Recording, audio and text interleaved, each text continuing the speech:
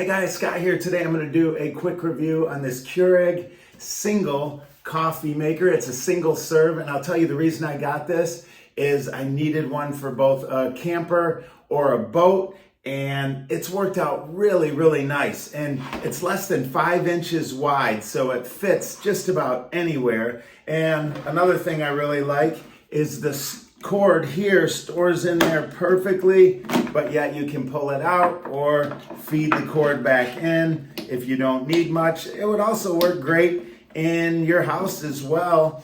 And let me show you how easy this is. Right here is where you fill the water, and as you can see on the side, it has the min and max right there on both sides. And you basically fill up the water based on how many ounces of coffee you want, and set that right in there.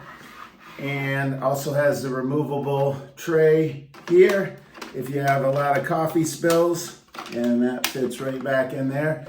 Then you simply power it up here, and you can have strong or just press this for regular coffee. Open it up, insert your pod right there, close it, and hit this button, and you've got coffee. Overall, I've been really happy with this. Our other Keurig was a full size, and it just didn't make sense to have it with us in such a small space, so been really happy with this one.